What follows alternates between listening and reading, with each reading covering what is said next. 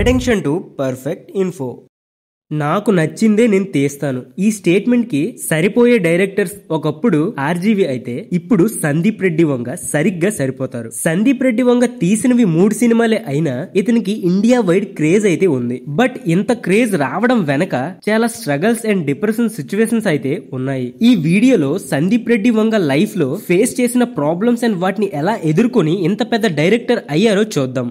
Sandeep Reddy Vanga 1981 December 25న తెలంగాణలోని వరంగల్ జిల్లాలో జన్మించారు. వరంగల్ ప్లాటినం జూబ్లీ హై స్కూల్లో తన ప్రైమరీ స్టడీని కంప్లీట్ చేశారు. తను 8th స్టాండర్డ్ ఉన్నప్పుడే హైదరాబాద్ కి వచ్చేశారు. సందీప్ వంగ ఫిజియోథెరపీలో బ్యాచిలర్ డిగ్రీని పొందారు. తర్వాత ఆస్ట్రేలియాలోని సిడ్నీలో ఒక ఇంటర్నేషనల్ ఫిల్మ్ స్కూల్లో ఫిల్మ్ మేకింగ్ కోర్స్ అయితే చేశారు. దెన్ తిరిగి సందీప్ రెడ్డి వంగ హైదరాబాద్ కి అయితే వచ్చేశారు. తను ఏమనుకున్నారంటే కోర్స్ కంప్లీట్ చేసేసాను, ఇంకా హైదరాబాద్ లో పెద్ద స్టార్స్ ని కలిసి కథ చెప్తాను అన్ని అనుకున్నట్లే జరుగుతాయని అనుకున్నారు. Nothing happened as he thought.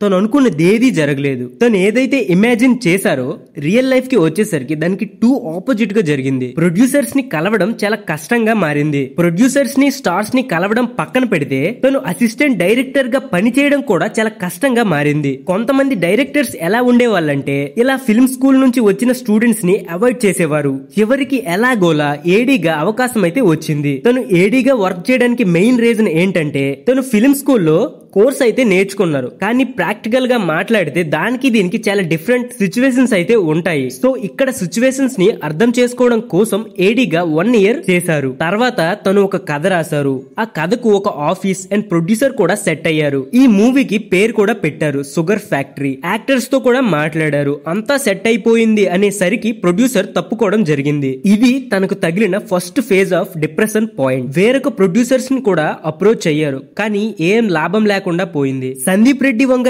ఏమంటారంటే, నీ దగ్గర ఒక కథ ఉంటే ఆ కథని ఒక పర్సన్ కి చెప్పినప్పుడు ఆ పర్సన్ దగ్గర మనీ ఉంటే నీ కథ ఆ పర్సన్ కి నచ్చితే that same time you are the director and that person is producer. కానీ నీ స్టోరీని ఎవరూ బిలీవ్ చేయకపోతే దానికి ఎంతకాలం పడుతుందో ఎవరికీ తెలీదు. అలా 2 ఇయర్స్ గడిచిపోయాయి. ఫస్ట్ మూవీ ఎఫెక్ట్ వలన తనకు హెల్త్ ఇష్యూ వచ్చింది. దాని నుంచి కోలుకోవడానికి 9 మంత్స్ పట్టింది. ఆ తర్వాతే అర్జున్ రెడ్డి మూవీ స్టోరీని రాశారు. ఈ మూవీ రాయడానికి 2 ఇయర్స్ తీసుకున్నారు. ఈ స్టోరీని ఫస్ట్ శర్వానంద్ కు నరేట్ చేశారు. తను కూడా యాక్ట్ చేయడానికి ఇంట్రెస్ట్ చూపించారు. ప్రొడ్యూసర్స్ కూడా ఇంట్రెస్ట్ చూపించారు. కానీ అర్జున్ రెడ్డి స్టోరీ అనేది ఎలా ఉందంటే ప్రొడ్యూసర్స్ బిలీవ్ సిస్టమ్ కంటే అవుట్ ఆఫ్ ది రేంజ్ ఉంది. వాళ్ళు దాన్ని అండర్స్టాండ్ చేసుకోలేకపోయారు. కొంతమంది ఎలా అనేవారంటే హీరో ఏంటి ఇలా ఉన్నాడు అండ్ సీన్స్ ఏంటి ఇలా ఉన్నాయి అనేవాళ్ళు.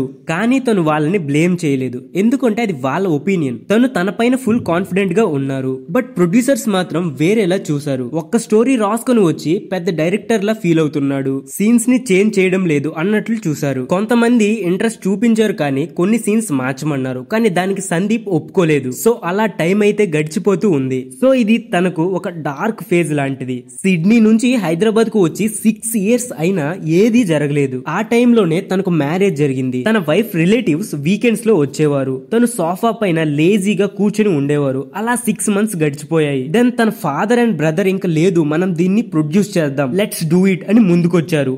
అలా తన జర్నీ అయితే స్టార్ట్ అయ్యింది. తను సిడ్నీ నుంచి హైదరాబాద్ కి వచ్చినప్పుడు తను అమృత వ్యాలీ అనే అపార్ట్మెంట్స్ లో ఉన్నారు. ఆ ప్లేస్ ఎలా ఉంటుందంటే ఇటువైపు నుంచి కెమెరా పెట్టిన చాలా ఇంట్రెస్టింగ్ గా ఉండే ప్లేస్ అది. సో అక్కడ తన ఆఫీస్ ని ఓపెన్ చేశారు. క్యారెక్టర్స్ ని సెలెక్ట్ చేయడంలో చాలా స్పెసిఫిక్ గా సెలెక్ట్ చేశారు. లొకేషన్స్ ని కూడా చాలా స్పెసిఫిక్ గా ఉండేలా చూసారు. అందుకేనేమో అర్జున్ రెడ్డి మూవీ అంత సూపర్ గా అండ్ రియలిస్టిక్ గా ఉంటుంది. కేవలం లొకేషన్స్ ని చూడడం కోసమే 4 మంత్స్ తీసుకున్నారు. ఎవ్రీ సీన్ చాలా డీటెయిల్ గా ఉండేలా చూసుకున్నారు. Even wall colours also. ఇక అర్జున్ రెడ్డి మూవీలో అర్జున్ రూమ్ డిజైనింగ్ విషయానికి వచ్చేసరికి చాలా మంది చూసి మూవీ బాగోదు, రూమ్ ఏంటి ఎలా ఉంది ఇలా జడ్జ్ చేయడం మొదలు పెట్టారు. తనకి కూడా తన ఫస్ట్ డే షూట్ లో అనిపించింది నిజంగా రూమ్ ని మార్చాలా అని.